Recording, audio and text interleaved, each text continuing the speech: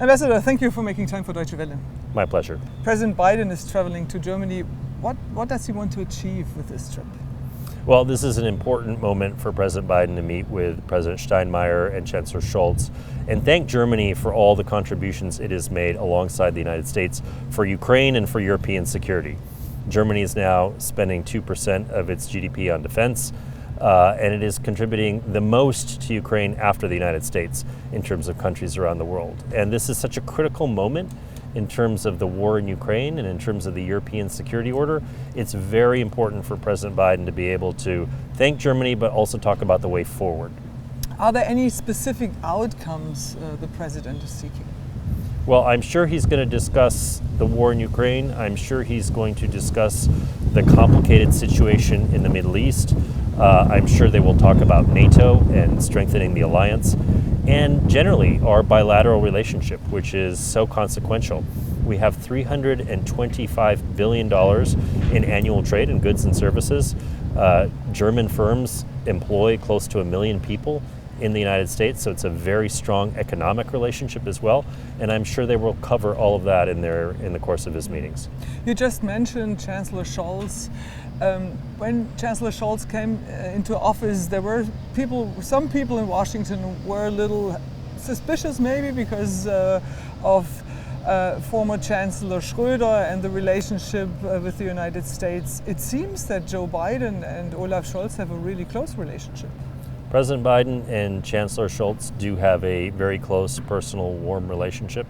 I think President Biden credits the Chancellor with a lot of the accomplishments that he has achieved, including the historic exchange of prisoners with Russia, which allowed a number of dissidents to come out of the Russian gulag and now enjoy freedom.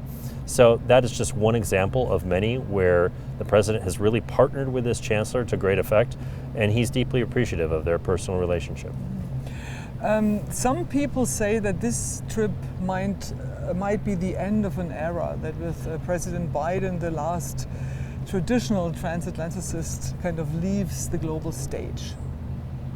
Well, look, President Biden has been in politics for 50 years.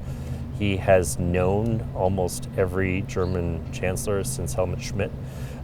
So certainly President Biden played a role in German reunification, the enlargement of NATO in the 1990s and 2000s. So he has seen sort of the sweep of history over the course of the last few decades. There are many in the United States that value the transatlantic relationship, that want to deepen and strengthen NATO.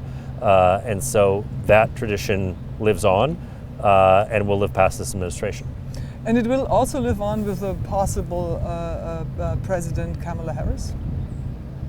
Well, look, the Biden-Harris administration has been focused like a laser on strengthening our partnerships and alliances, because this is ultimately what allows us to achieve our foreign policy aims, is partnering with other countries, whether it's in Latin America, in Europe, in Africa in terms of development goals, in the Indo-Pacific in terms of security, trade, technology, economics, you name it.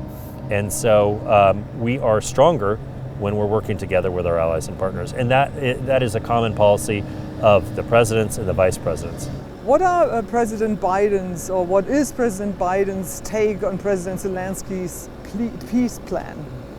Well, as you know, President Zelenskyy has presented his plan now to the Ukrainian Rada.